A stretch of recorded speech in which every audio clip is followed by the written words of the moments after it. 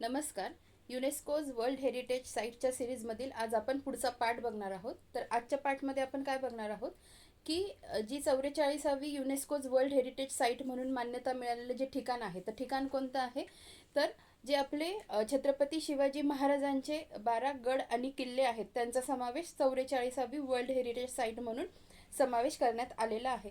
तर तेच आपण बघणार आहोत की ते पाठ कसे करायचे. ठीक आहे. तर ह्या व्हिडिओमध्ये आपण ते जे जिल्हे आणि राज्य आहेत ते आपण बघूया आणि पुढच्या व्हिडिओमध्ये ते ट्रिक्सच्या स्वरूपात पाठ कसं करायचं ते मी तुम्हाला सांगणार आहे. बघा, डिव्हायडेशन कसं करायचं, जे काही 12 गड किल्ले आहेत ते लक्षात कसे ठेवायचे. बघा, महाराष्ट्रात 11 आहेत आणि तमिळनाडूमध्ये 1 आहे. हे पहिलं डिव्हायडेशन झालं. महाराष्ट्रात 11, तमिळनाडूमध्ये 1. तमिळनाडूमध्ये विल्लपुरम, तमिळनाडू या ठिकाणी जिंजी हा किल्ला झालं 1.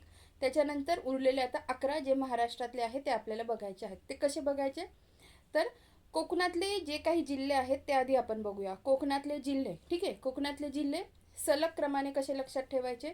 पहिले घ्यायचं रायगड, मग रत्नागिरी, मग सिंधुदुर्ग. रायगड, रत्नागिरी, सिंधुदुर्ग. रायगडमधले 2, रत्नागिरीमधले 1 आणि सिंधुदुर्गमधले 2 किल्ले. हां, बघा ते कोणते कोणते आहेत, ते कोणते कोणते ते मी तुमचे पाठ करून घेईल पुढच्या लेक्चरमध्ये. सध्या फक्त लक्षात ठेवा. रायगडमधले कोणते आहेत, रायगड आणि खांदेरी. रायगडमधले रायगड आणि खांदेरी. रत्नागिरीमधलं सुवर्णदुर्ग, रत्नागिरीमधलं सुवर्णदुर्ग आणि सिंधुदुर्गमधलं कोणते, तर सिंधुदुर्ग आणि विजयदुर्ग. हे झाले 5. आता उरलेले 6 आपण बघणार आहोत. आता ते जिल्हे कसे लक्षात ठेवायचे, नाशिकपासून स्टार्ट करायचं.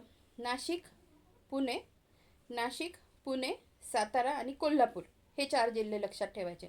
त्यात नाशिकमधलं साल्हेर, नंतर पुण्यामधले 3 शिवनेरी, लोहगड आणि राजगड, आणि साताऱ्यामधलं प्रतापगड आणि कोल्हापूरमधलं पन्हाळा.